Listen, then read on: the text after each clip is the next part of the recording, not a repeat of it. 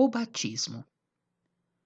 Se o batismo de uma criança for ministrado por um sacerdote que o considera como mero dever de ofício, ficará absolutamente sem valor, não produzindo benefícios nem danos. No batismo de uma pessoa adulta, pelo contrário, sua receptividade interna contribui para que de fato seja recebido ou não algo espiritual, de acordo com sua força e pureza. Numa criança, só a fé do batizante pode ser levada em consideração como meio para um fim.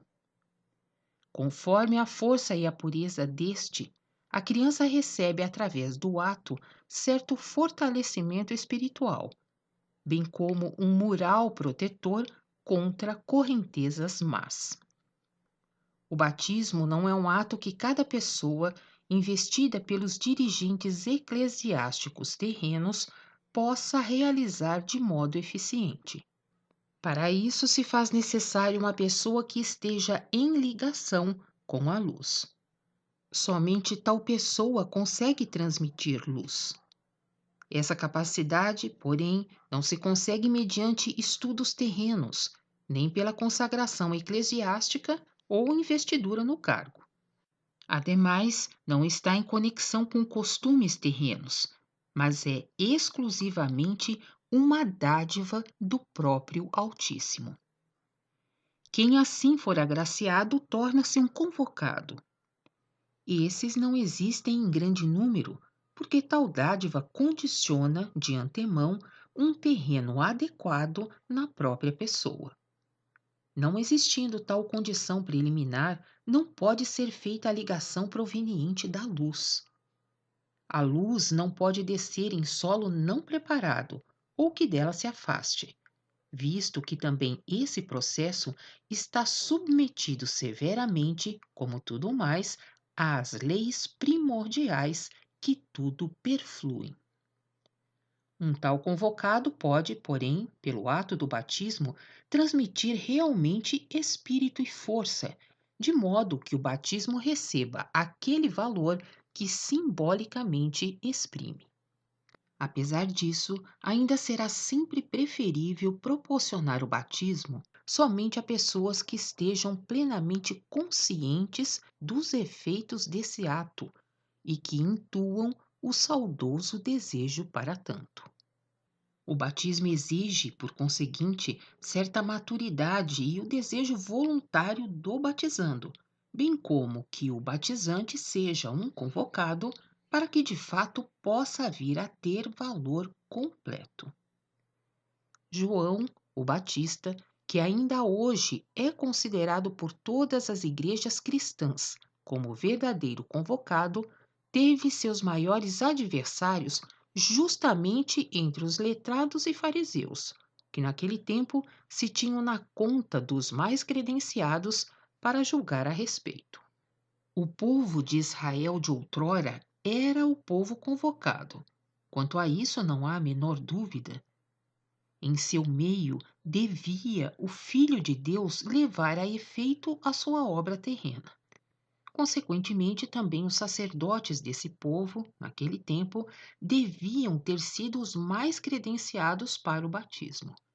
Todavia, teve de vir João, o Batista, para batizar, como único convocado, o Filho de Deus em seu invólucro terrestre, no início de suas atividades terrenas propriamente ditas. Esse acontecimento mostra igualmente que investiduras terrenas num cargo nada tem a ver com as convocações divinas, mas executar atos em nome de Deus, isto é, por ordem dele, como deve ser num batismo, somente convocados poderão, por sua vez, realizar de modo eficiente. O convocado João, o Batista, não reconhecido pelo então sumo sacerdote do povo convocado, chamava esses seus adversários de corja de víboras. Negou-lhes o direito de virem a ele. Esses mesmos sacerdotes, do povo outrora convocado, também não reconheceram o próprio Filho de Deus. perseguiram-no continuamente e trabalharam por sua destruição terrena, por ser-lhes superior e, por isso, incômodo. Se Cristo, hoje em dia, aparecesse sob nova forma entre os seres humanos, viria sem dúvida a se defrontar com a mesma recusa e hostilidade como se deu outrora. Identicamente ocorreria com um seu emissário. Tanto mais por a humanidade considerar-se hoje mais progressista.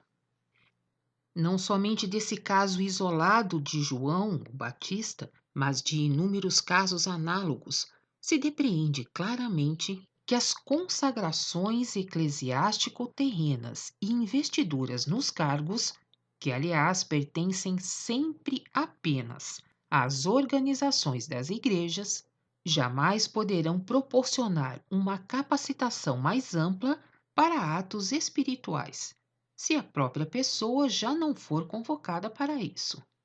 Observado corretamente, o batismo dos representantes eclesiásticos também nada mais é, portanto, do que um processo de admissão provisória na organização de uma congregação religiosa. Não uma admissão junto a Deus, mas uma admissão na correspondente associação eclesiástico-terrena.